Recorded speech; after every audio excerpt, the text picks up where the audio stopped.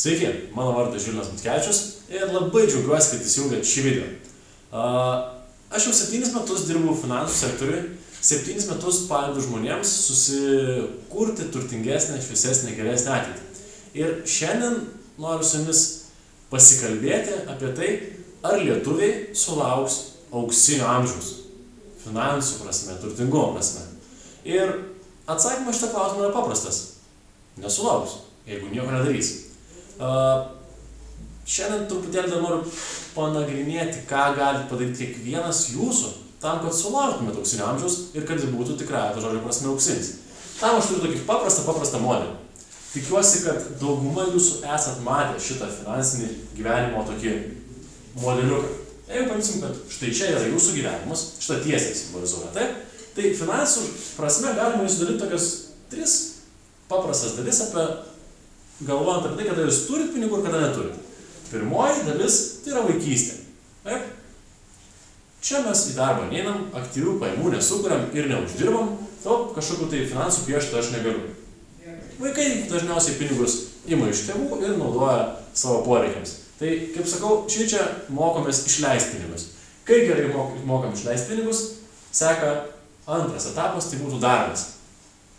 Darbo etapu atsiranda pajamos. Mes einam darbą, dirbam, siekiam karjeros, tobulėjam ir pajamos pradeda augti. Tai lyginant nuo pirmo darbo, pajamos su paskutiniu turėtų išaugti. Aišku, čia aš piešiu tendenciją, o ne tokį gryną pajamų augimą kiekvienais metais. Įsivaizduokit, čia yra vis tiek 30-40 metų laikotarpis. Ir aišku, jeigu jūsų pajamos atrodo net neauga, net nesviruojant auga į viršų, o tiesiog atrodo panašiai kaip šitą patinę tiesę, jums tikrai reikia susimastyti, ką jūs veikia šiandien gyvenime. Ir trečiasis etapas, imkim tai būtų senatvė, kada mes nebedirbam. Dabar esu pastebėjęs, kad žmonės nustoja dirbti, tai išeina savo užtarnautą poilsį dėl 2 priežasčių. Pirma priežastis. Auksinis amžius, mes turim pakankamai pinigų tam, kad galėtumėm surasti nebedirbti. Arba antra priežastis, tai kad sulaukiam amžiaus tokio, kad jau nebegalim dirbti. Na ir sveikatos dalykai. Tiek vienu, tiek antru atveju pajamų, jeigu aktyvių iš darbo nebelieka. Ir aišku, dažnesnis atvejis yra tada, kada tiesiog sueina tas pensinis amžius ir reikia išeiti.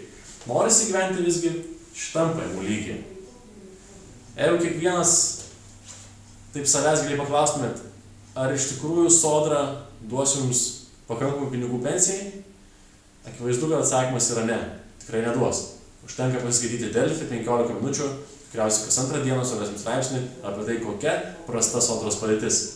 Ir tai, ko galim tikėtis iš valstybės, tai, ko galim tikėtis iš sodros, net jeigu ir sudėsim sodrą ir antros pakopos pensijų fondus, tos pajamos yra kažkur tai šičia. Tai bus apie 500 litų, galbūt 800 litų, jeigu jums seksis. Akivaizdu, kad iki norimo gyvenimo lygio, iki čia, trūksta. Ir kiekvienas mūsų turim tą kapitalo skylę. Taigi žiūrėkit, jeigu nieko nedarysim, ateitis laukia tokia.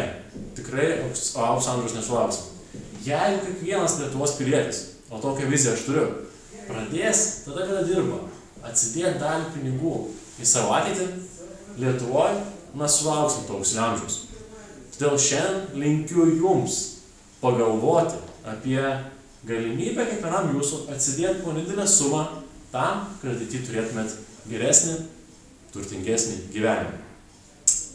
Jeigu jums šita vizija yra prie širdies ir norėtumėt prisijungti prie kompanijos, kurie skatina žmonės taupyti, skatina susikurti turtingesnį savo ateitį, tai kviečiu jūs prisijungti prie M-Capital ir tam puikiai data yra vasario 9, turėsim puikius vadinius mokymus Crown Plus viešbutį. Tikiuosi jūs pamatyti tenais. Tai iki pasimatymų.